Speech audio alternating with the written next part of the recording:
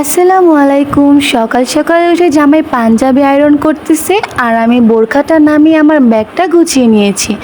আজকে চলে যাব বাবার বাসায়, তাই রেডি হয়ে নিচ্ছি। রেডি হয়ে দুজনে বের হয়ে গেলাম। দুদিন পরে ঈদ, রাস্তায় অনেক জ্যাম, তাই সে বলতেছিল সকাল সকাল রেডি হয়ে নে, আমরা দুজন বের হয়ে যাই। রেডি হয়ে দুজন বের হয়ে গেলাম। রাস্তায় আজকে প্রচুর জ্যাম ছিল, জ্যামের কারণে তো বাসায় যেতে অনেক অসুবিধাই হয়ে গেল। তারপরে এই তো বাসায় পৌঁছে গেলাম। বাসায় পৌঁছে কিছুক্ষণ আমি বসে রেস্ট করে নিলাম।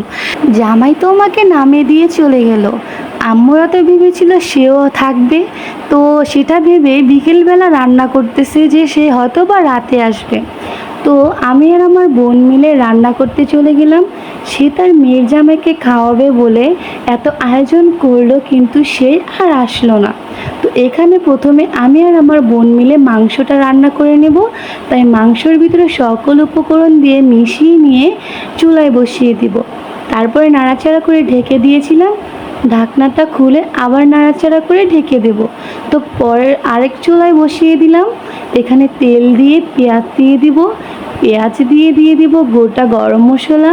গোটা গরম মশলা দিয়ে আবার একটু নাড়াচাড়া করে এখানে দিয়ে দিব আদা রসুন বাটা। আদা রসুন বাটা দিয়ে নাড়াচাড়া করে নেব। এরপরে দিয়ে দিব ঝরঝরা করে রাখা পোলার চালগুলো।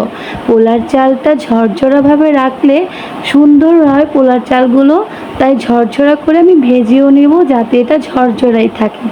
এরপরে দিয়ে দেব কাঁচামরিচ দিয়ে নাড়াচাড়া করে নেব। এরপরে পরিমাণ মতো পানি দিয়ে দেব। পানি দিয়ে নাড়াচাড়া করে দিয়ে দিলাম এখানে লবণ।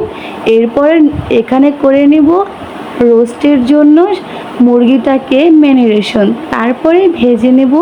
মুরগিটা অবশ্যই হালকা ভাজা করতে হবে, রোস্টটা ভাজা ভাজা করে না, রোস্টের মাংসটা হালকা ভাজাই করতে হয়। হালকা ভাজা করে উঠিয়ে নেব। কড়াইতে যেই তেল ছিল এটাতে পেঁয়াজ বাটা দিয়ে দেব। পেঁয়াজ বাটা দিয়ে এটা নাড়াচাড়া করে নেব। এরপরে ইনস্ট্যান্ট রেডিমেড রোস্টেড মশলাটা দিয়ে দেব। তারপরে আবার সুন্দরভাবে নাড়াচাড়া করব। এরপরে এটার ভিতরে পানি দিয়ে দেব। পানি দিয়ে কষিয়ে এটাতে দিয়ে দেব গুঁড়ো দুধ। গুঁড়ো দুধটা দিয়েছি কারণ এটার ভিতরে কালারটা সুন্দর আসবে।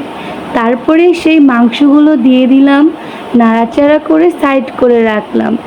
তারপরে চুলায় বসিয়ে দিয়েছিলাম তেলাপিয়া মাছ ভাজা আর ভাত।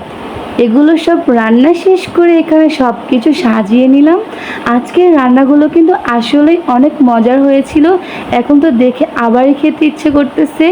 সবাই একসাথে খেতে বসে পড়লাম। এখানে ছিল আমার জামাইয়ের জন্য রান্না করা, কিন্তু সবাই আমরা এখানে খাচ্ছি, তিনিই নাই। সবার খাওয়া শেষে আমরা বাইরে বের হয়ে গেলাম। খালারা আসছিল, তো তারা চলে যাবে, তাদের সাথে আমরা বাইরে বের হলাম। বাইরে বের হয়ে তো এগুলো দেখলাম। বাসায় এসে আইসক্রিম কিনে এনেছিলাম, খেয়ে নিলাম। তো আজকের ভিডিওটা এই পর্যন্তই। ভিডিওটি ভালো লাগলে অবশ্যই লাইক, কমেন্ট এবং শেয়ার করে দিবেন। আল্লাহ হাফেজ। আসসালামু আলাইকুম।